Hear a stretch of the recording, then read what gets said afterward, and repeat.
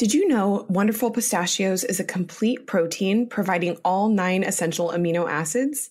They are also one of the highest protein snack nuts.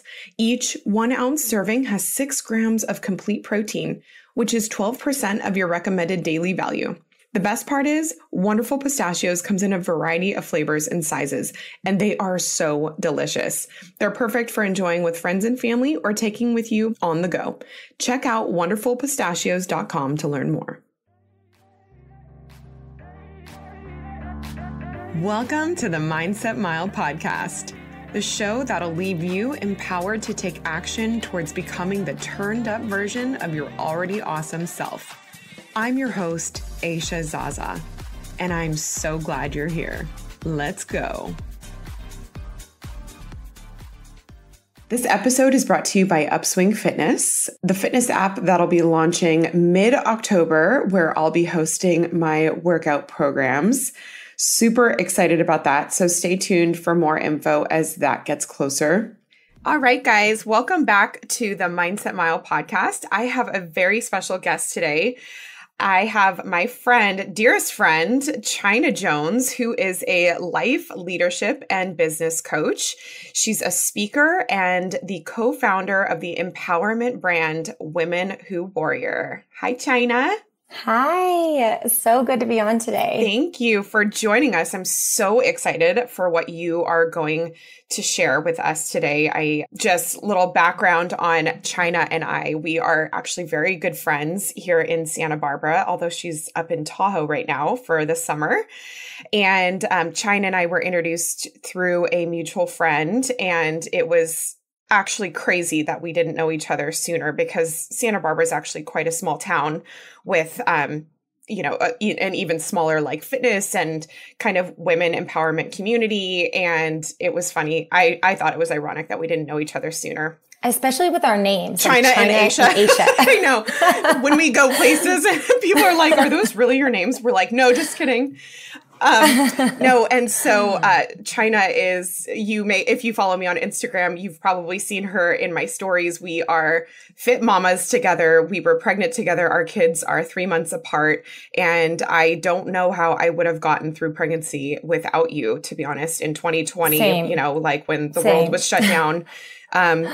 We did a lot of hikes. So many hikes. I think we counted the miles, or I did one time, and it was over like 250 miles that we had hiked over the course of our pregnancy. Like, because we were going 3 times a week, like 5 to 6 mile hikes, and it just was such a saving grace to have someone who was going through a similar journey, and to have someone that also values that active, fit, outdoor lifestyle. So I know China has so much value to add to the show, which is why I wanted to bring her on. So China, I'm going to let you take it away and just tell us a little bit about what you do. Thank you. Yes. And for some reason, what's coming up right now is just this image of our kids who are 3 months apart, who might get married one day. And I have this photo of Shiloh and Austin at Thanksgiving, where Austin has his arm around Shiloh. You know the one I'm talking about? I know exactly which photo. So cute. Okay. I'm going to post on my story later today because it's that dang cute.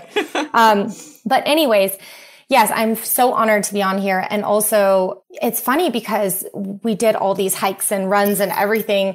And it was during those times that I remember this creation, this thought of you creating this podcast. You would talk about it and we would get all fired up on it because we both love all this type of stuff. And it's been so cool to see how you've taken this idea and really like taken it to fruition, because I think a lot of people talk about ideas that they have and then they don't act on them because they, doubt themselves, or they just have trouble getting that momentum. And we're going to talk about a little bit of that today, and like what to do when you're really having trouble making progress on what you want to do. But a little background about me. I spent a dozen years in the wellness industry as a sought after fitness coach. And the majority of that I owned and managed my own gym in Santa Barbara. And this really landed me the opportunity to work with like hundreds of clients ranging from athletes and celebrities to executives and soccer moms. And this experience really got me curious about how to facilitate change on a deeper level, because I wanted to know how to help people when they know what to do and they have a clear plan, but they're not taking action or seeing the results that they want. So I began training with a former psychotherapist to really understand how to get to the root and make changes from the inside out. And I did a year-long certification program to get Mastery Methods certified. And I hired my own coach to really help me stay accountable to my bigger vision. And I'm still working with her. I love that she doesn't buy into the negative stories that I tell myself or like these fears that are holding me back. And I found that consistently doing my own work has helped me become a much better coach, because I've kind of cleared some of my own biases and things so I can really be present. And today my coaching includes not just behavior and mindset, which is really a lot of what you see in the fitness world. And that was the way that I used to coach before. And I am very much like logical, strategic. That's like my wheelhouse. But what I love now is like some of these deeper tools. So I'm trained on 5 modalities, and the other 3 are like somatic, emotional, and unconscious. So just a little breakdown on those. Somatic means like tuning into the physical sensations in your body. So let's say that you, like right before this, I was a little bit nervous and I was getting this like tightness kind of in my stomach. So tuning into that and being able to work with it and through it. Emotional mastery, really allowing your feelings to like come up and out so you can clear them. And then unconscious repatterning, which is becoming aware of old programming that you might have running and then updating it with what is true now. So I found that pairing this kind of inner work with creative strategy is really a game changer, because as we grow to the next level in our lives, whether it's career, relationship, financial, this stuff is going to come up. And if you just layer more strategy on top of limitations like lack of confidence or procrastination, you're probably not going to go very far. Or if you do, you're going to feel like you're pushing through a lot of resistance. And when you take the time to clear it, you suddenly get these insights on how to move forward in a way that really feels easeful and aligned. And who doesn't want to achieve their goals with more ease, right? So today, I work mostly with ambitious women who are looking to up-level personally and professionally without burnout. And I'm really passionate about helping these high achievers reach success while maintaining both the energy to do the things that they love and quality time for the people they care about. Because, becoming a mom, as I'm sure you know, it's really driven that last part home for me. Because I know that I want to be fully present with my son when I'm with him. And I don't want to be feeling guilty that I'm not working or trying to respond to emails on my phone. Yeah, absolutely. And I love the balance that you have struck. I really have seen you also come into full stride with what you are doing now. And I am so excited to dive in a little deeper to, you mentioned inner work. And I feel like that is such a ambiguous sort of like woo-woo word that people Totally. are like, what does that really mean? So could you just tap into a little bit of what you define as inner work in your space? Yes, I love that question. And to be honest, I used to think it was really woo-woo because, again, I came from this background of being, I guess like my wheelhouse was very, very much in my head. I still have to kind of catch myself. And for me, that means like closing my eyes and getting out of my head when I'm thinking things through sometimes. So I don't just go into like pro and con lists, but like really tapping into my intuition. And so it was really like learning and applying this that really was a game changer for me. But for me, like how I define inner work is an ongoing reflective practice that increases your awareness of yourself, others, and the situations that are inhibiting you from really making the progress that you want. And so, as I kind of mentioned before, like, I think it's really important to clear these type of limitations or patterns at the root. So like these ideas of, I don't have enough money or enough time, or I don't think I'm capable, or what if I fail, or what if people judge me, or these feelings of like not enoughness, because that everyone experiences that. And if you just try to sweep it under the rug, it's going to, like I said, there's going to be a lot of resistance around it. And it's so much harder. Also, even just simple patterns of like, if you find yourself always procrastinating on things or avoiding things, or you're such a perfectionist that you don't actually put things out there because you're like, it has to be perfect. All of those are like root things that we can address to clear those and then create the strategy. I love having you on this show right now because I feel like so many people are fully aware of what they need to do, or they're like, oh, this is a weakness of mine, or this is a blind spot. And so I can't wait to dive in a little bit deeper and talk about how to address those things. Because I think you're right. When we pile too much strategy onto a fix, or we think that that's like what the fix is, it can be very obvious and right in front of our face, but yet we still are like, we can't make those moves. So this is so fascinating. I think this is really going to serve a lot of people who either are not reaching their like health and fitness goals or their business goals, or they just feel like they are stagnant in taking that leap of faith with a business opportunity or just branching out to do something uncomfortable. So I guess a good place maybe to start is like, give us an example of one of the biggest hangups you find people have that you coach when it comes to taking action. Yeah. Okay. So kind of high level, like you probably are getting this theme now. It's usually just a balance of the strategy and the inner work. And strategy is a great place to start.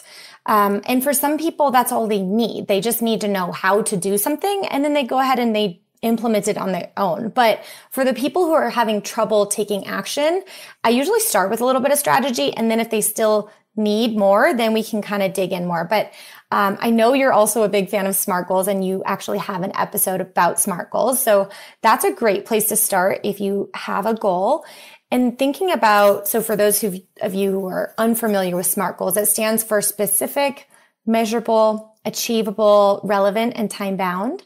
So really taking the time to go through each letter. For example, relevant is a big one. Like maybe you set a goal a couple months ago, and then you need to revisit, is this realistic for where I am now?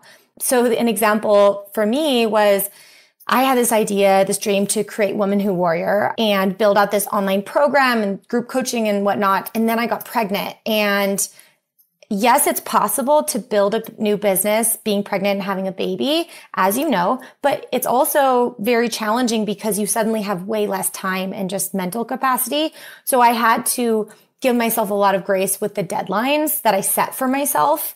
So that can be a big piece. And then I also like to add to the SMART goal acronym, add an E to the end, which is emotionally tied, because you need to make sure that you're setting up the goal for you rather than what you think that you should do.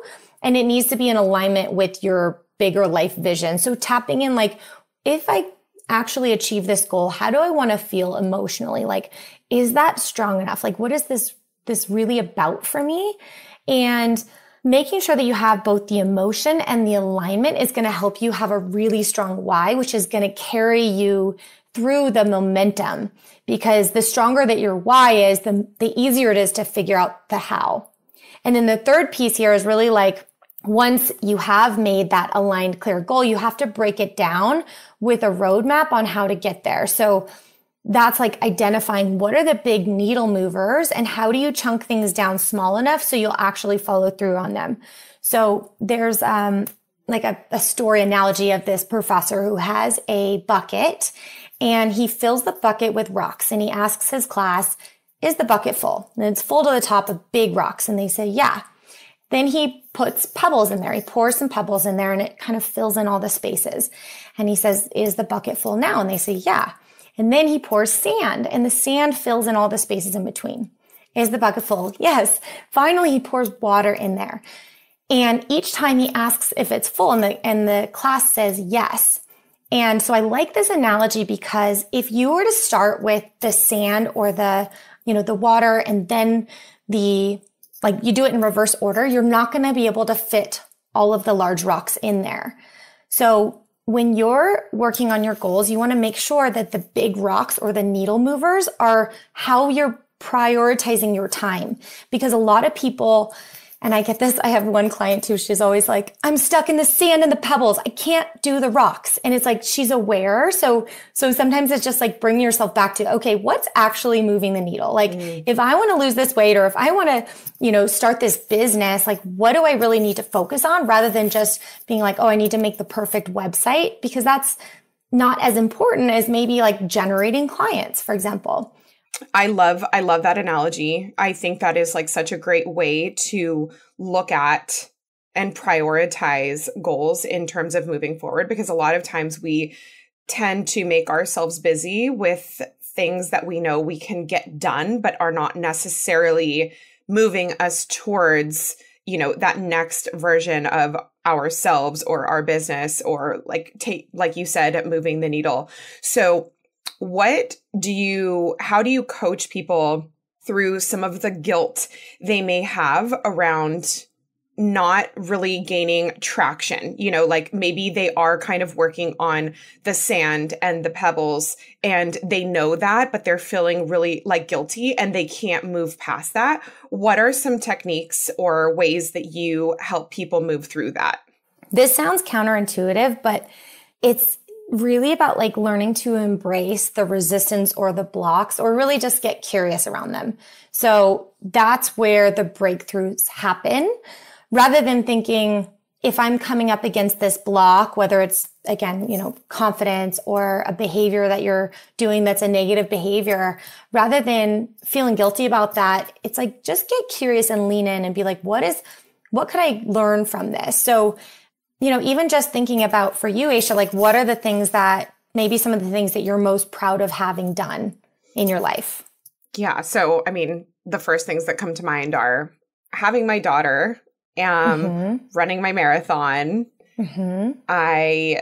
I would also say starting this podcast and, continuing the obvious one, because I had this idea for a long time before I actually had started it. And also building a successful health and wellness business. Yeah. And so were those things easy? Let's start with the podcast. Was it easy? There were parts of it that felt easy. Like the creation part excites me a lot. So that was very easy. Where I was getting caught up and felt impossible to execute was the logistics. Like, okay, how do I edit and record a podcast? How do I get it to upload onto Spotify and Apple? Like the engineering of it, that is not my wheelhouse at all.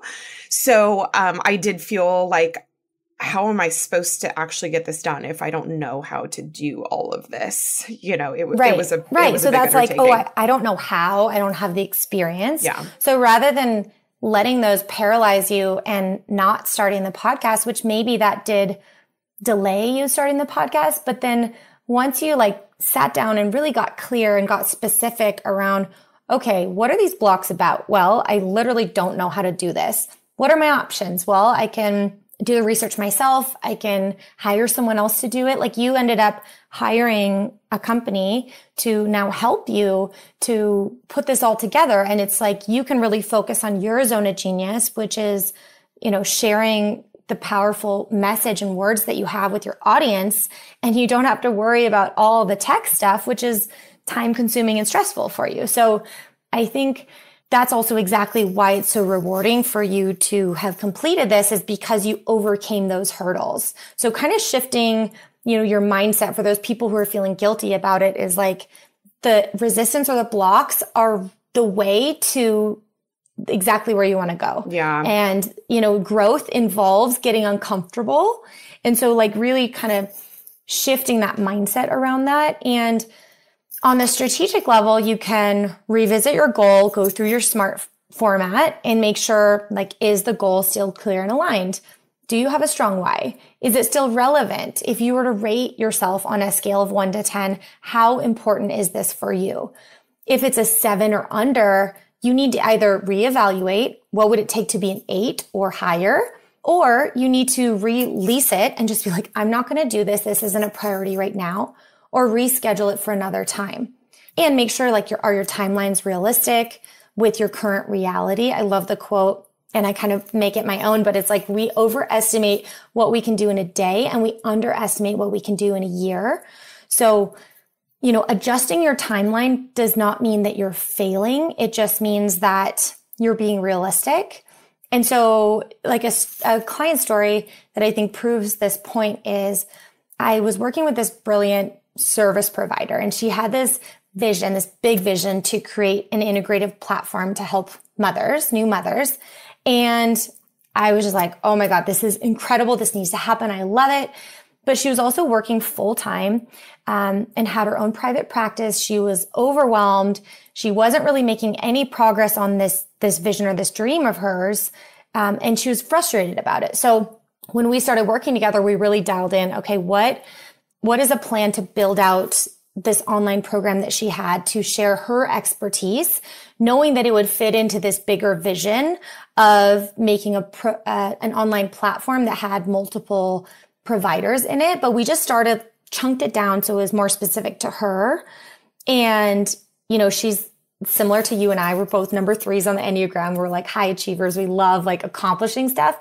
Same way. And she wanted to build this out without burning out, because her old pattern was to just go into tunnel vision and kind of neglect her relationship and neglect her personal life and her health and all that. So we made sure that she was realistic with the timelines that she set, and made sure that she chunked down the actions small enough so that she could be continuously moving things forward, but then still having time to focus on, her personal life. So yes, it took longer, but sometimes, we set this idea in our head of like these timelines of like, oh, well, if I work on this, I got to do it in the next 3 months. Yeah. When really it's like you get to decide your own timelines, right? So it's like, what's more important to you? Keeping a little bit of like harmony and balance in your life as you go forward towards this, or really just like, going into hustle mode and neglecting all the rest. And there's no right answer, but you got to really figure that out for yourself.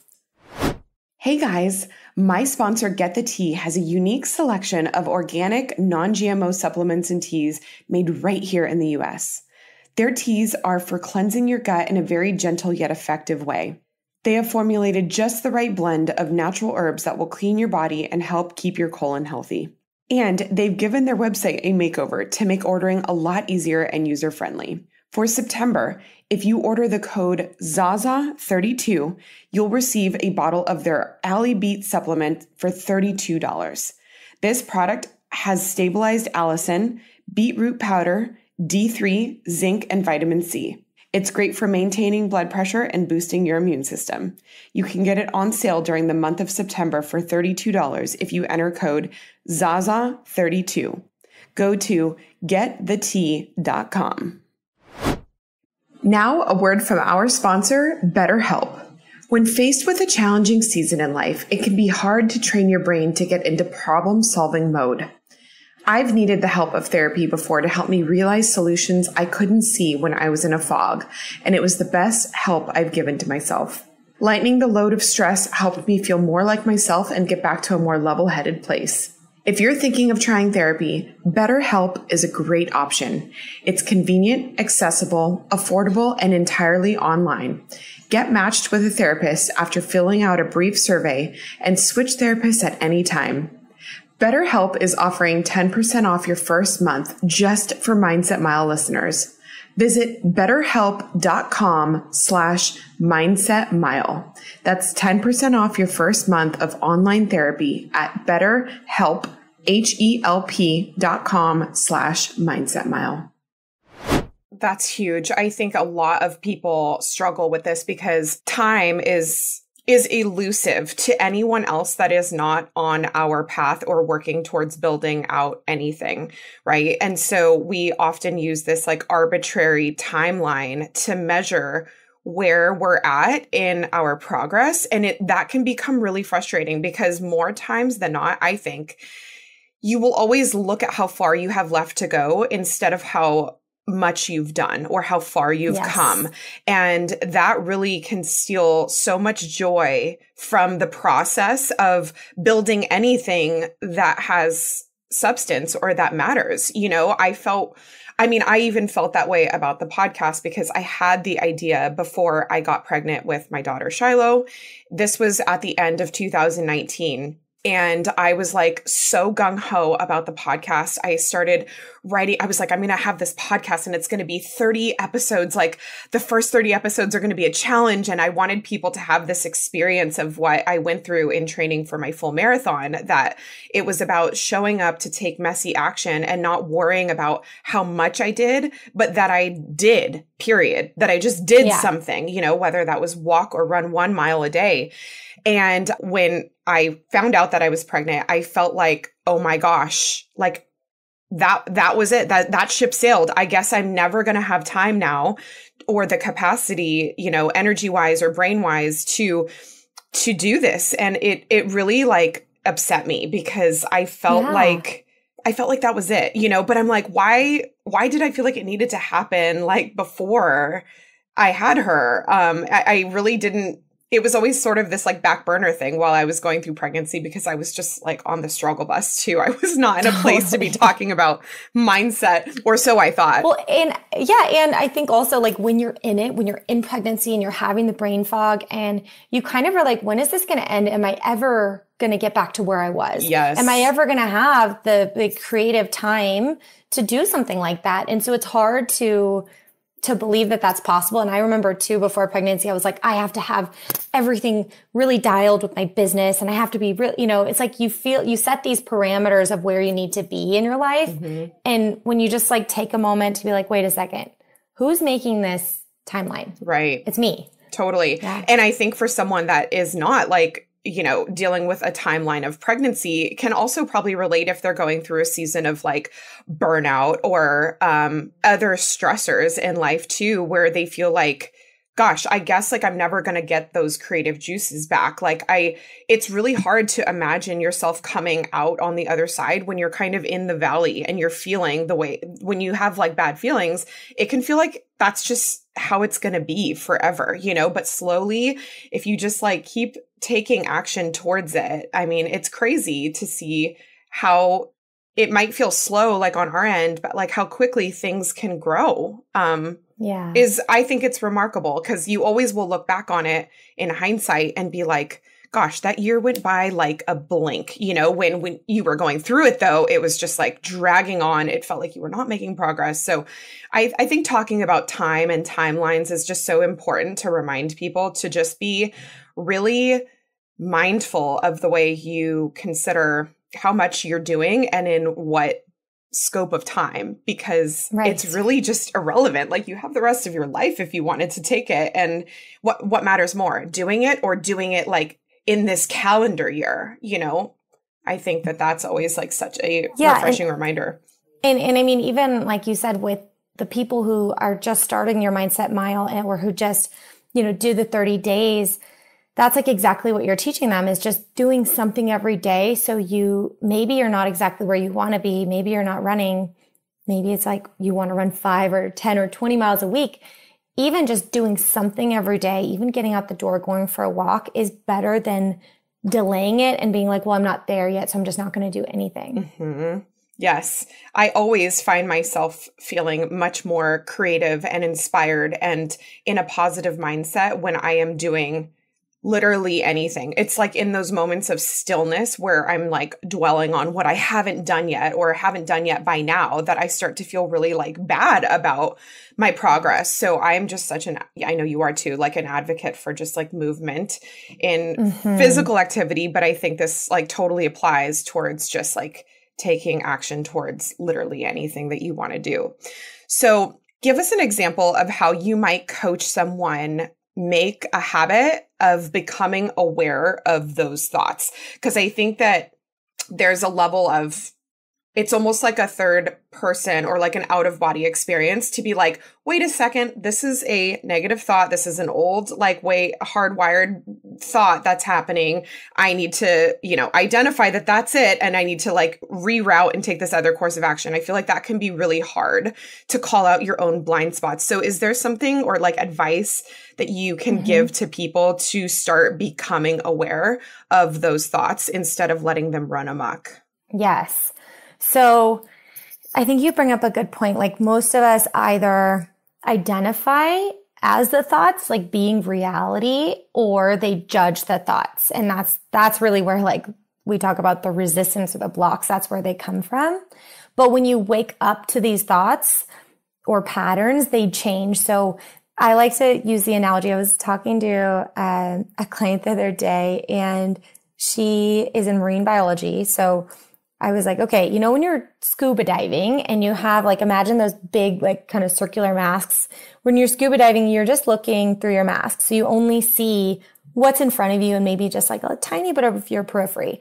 But if you so that's like basically you living in the thoughts and believing that they're real. Like I just don't have what it takes to create a podcast. But when you take your goggles off, suddenly it's like you can see 180 degrees or even 360 periphery. And that's like seeing what's really out there in life and like potential. So I think it's less about the belief that those negative thoughts will go away, because anytime that you're growing, you're going to have doubt or, fears or hesitations, things like that. So at any level of life, if you are living a growth mindset and challenging yourself and pushing yourself outside of your comfort zone, you're going to experience the thoughts. But it's more about us beginning to recognize them as thoughts versus truth, and then starting, to question them. So like when I working with a client, I usually will go straight to the root and figure out, okay, what is the block? Why is it there? What is the wisdom that we can get from it? And then how can we work with the block and still move forward on our goal? So my advice would be start paying attention. Like anytime that you're hearing what you'll probably hear referred to as like the inner critic. So anytime you hear the negative thoughts, they can sound like, oh, I couldn't do that. I'm not experienced enough. I'm not smart enough. Maybe I'm not disciplined enough, or no one's going to listen to what I want to say.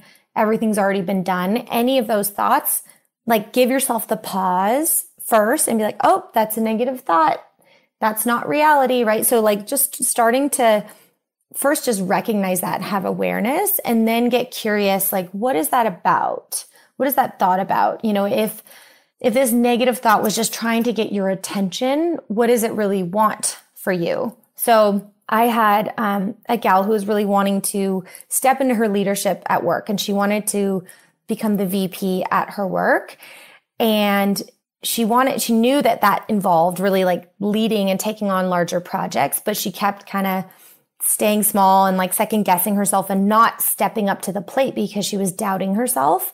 And so what she heard in her mind is, well, I'm not experienced enough in this industry to lead the team, even though that's like exactly what she needed to do to step into this leadership role. And so, we kind of just got curious, like, what does that part of you want that is making you question yourself?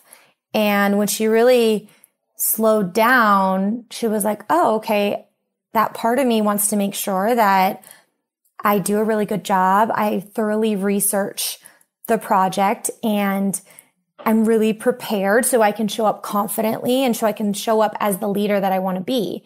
So once she realized that, then it was like, oh, okay, now I'm going to fully prepare, do all the research, like figure out what are the things that I'm least confident about, and then research those things. So I suddenly create that confidence and be prepared and show up at my best. And then I can move forward in leading the project and like stepping into that leadership role. That's such a great example, and something really powerful that stood out to me about what you said is just pausing. I was actually just having a conversation. I feel like I want to create an entire episode around like there's power in pausing in so many instances in life. And I think when we are questioning our own inner critic, just pausing to be like, is that true? Like, and then question it, but like you do have to take a moment to realize that you're having those thoughts, because if not, then yeah, it's like the you're rat living race. out of your scuba mask. You're Yes. just like, Totally. you can't see anything else. You just see your little tunnel vision. Yeah. And your brain is going to automatically look for answers in which you ask it questions of. So if you're like, gosh, like I just, I suck. I don't have what it takes. Who do I think I am to step into this VP role? Your brain is going to give you answers that seem like they are true it's pulling from your doubt, Right. but I think usually I like to call it like you're either future tripping, like Yes. creating stories that haven't even happened. And often they're worse than they actually turn out to be, or you're digging into previous like history and experiences that you had to fabricate this idea or this thought. But like, if you really slow down and, like you said, pause and question it, oftentimes it's like, there's no other evidence other than what's in your mind. Yes. That's true. Evidence, like look for the evidence, become a detective of your own thoughts. I think that is like so powerful, is looking for evidence, because often I think you will actually find evidence that you are qualified or that you are capable if you're asking yourself, to look for it. It's just that doubt and fear just play such a big role. It is so hard to like watch someone go through that, because you're like, no.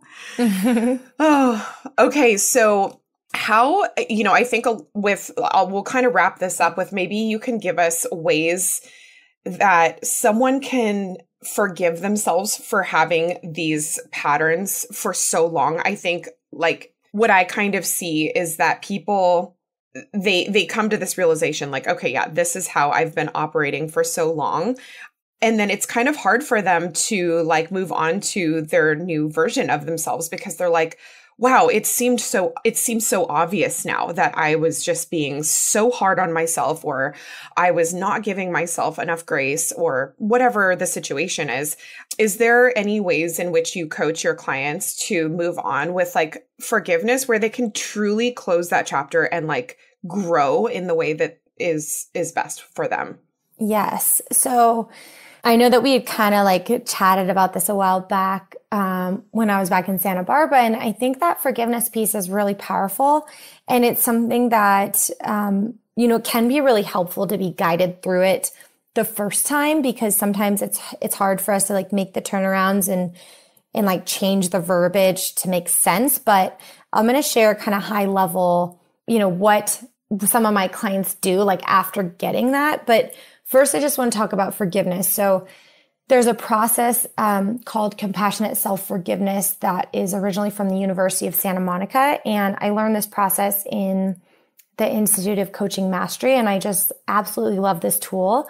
But I want to preface it with like, there's a big misunderstanding that forgiveness means that if you forgive someone, you're saying that what they did is okay, even if that's yourself.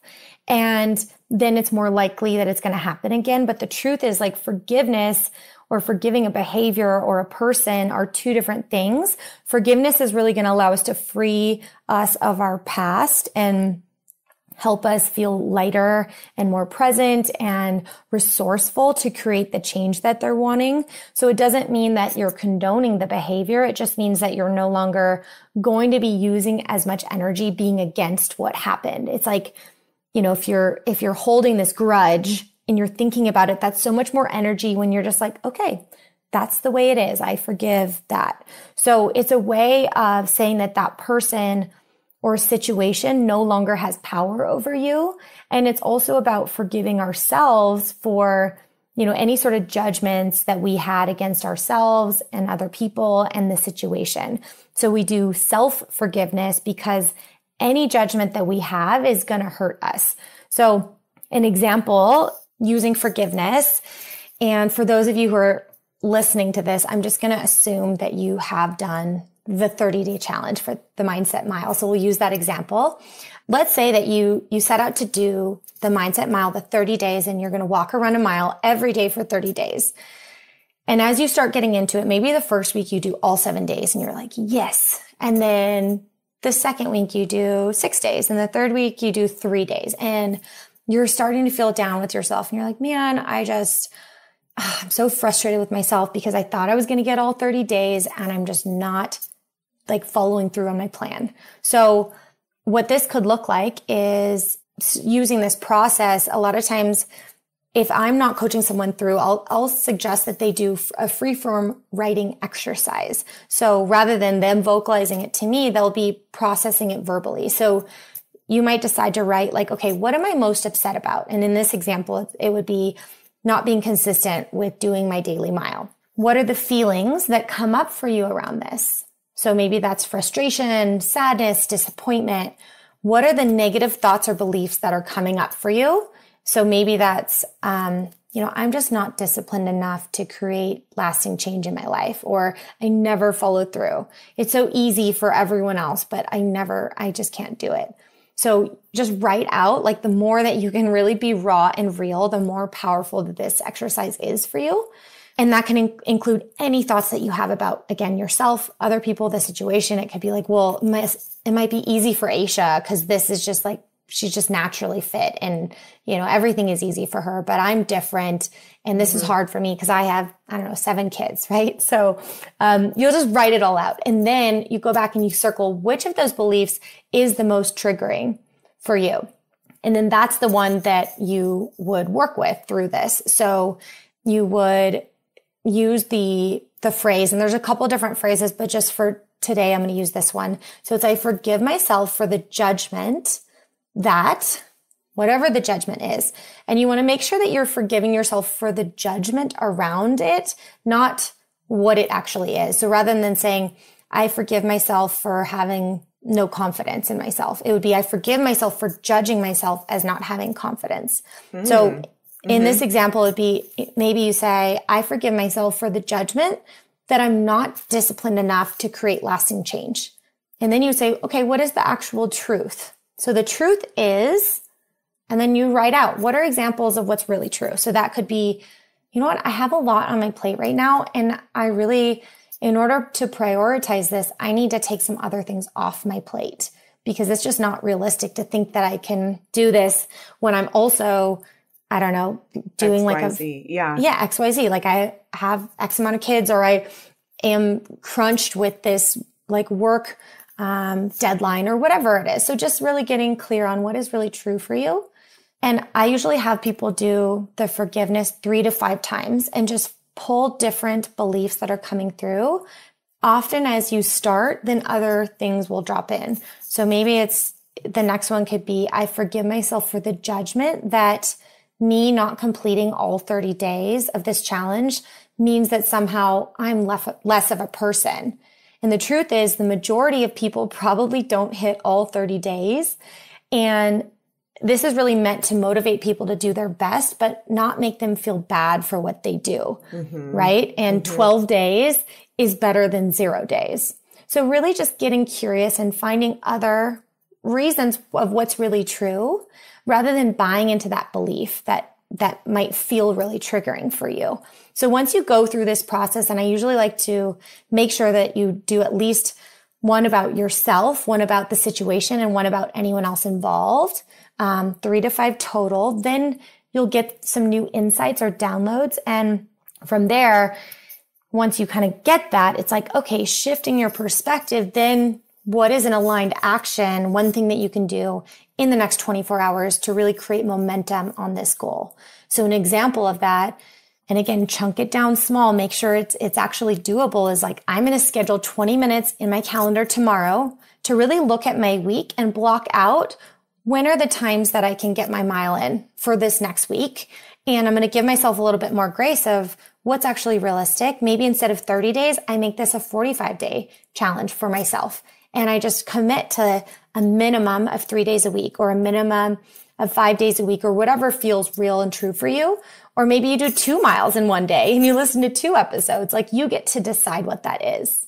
Wow. Yeah, I love that. And I'm actually, I have a process that I'm making for you guys, and I'm going to, I normally just would give it to my clients, but I'm going to give it out to the Mindset Mile audience. So Ooh, awesome. Well, we are going to include that in the show notes because I'm sure people are going to be so excited to, is it like a document or like, is it a PDF? A PDF. Okay, perfect. So it is basically like to help if you feel like you are feeling stuck or you're like having a lot of those negative thoughts, is how to kind of go through that process so that you can, move into action and start creating some momentum.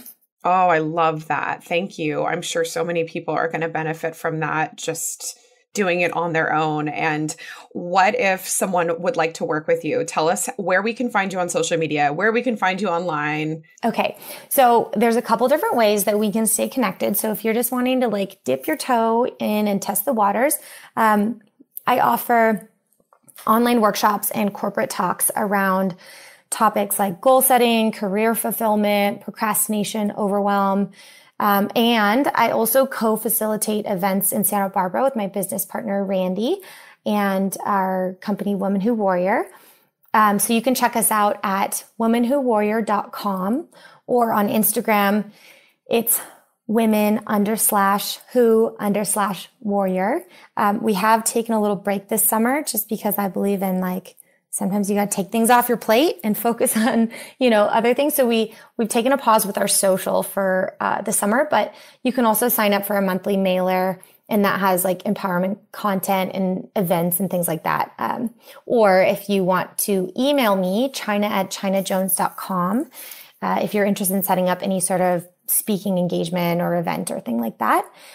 Or if let's say you're going through this process and you rate your goal as an 8 or higher, and you're having trouble making the progress that you want on your own, and you're wanting to shortcut or streamline the process, I do have limited spaces for one-to-one coaching.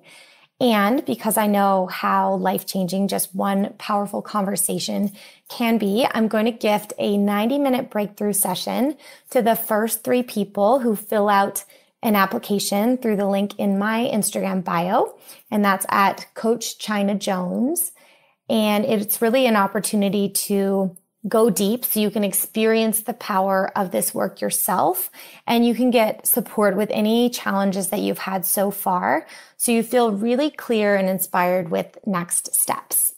And for anyone who might be listening to this later and just want that tool that you can use on your own to move into action, you can just shoot me a DM at Coach China Jones on Instagram, and I will just send that tool right to your inbox. Amazing, China. Thank you so much for bringing all your light and all your knowledge. And it's very clear that you are so passionate about what you're doing and helping other women break through their own barriers and their own selves. So I love that. I'm all about it.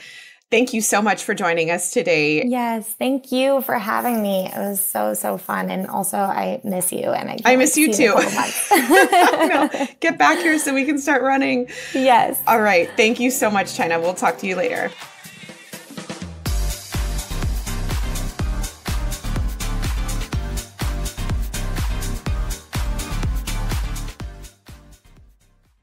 This show is produced by Upstarter Pods, a podcast production and management team that can launch your podcast, edit everything for you, manage your show, and coach you through the entire process. I consider them my arms and legs of the podcast so I can use my biggest strength, my voice. If you want to launch a podcast or need help managing your own, go to upstarterpods.com or head to Upstarter Pods on Instagram to set up a free call with Chase to see if it's the right thing for you.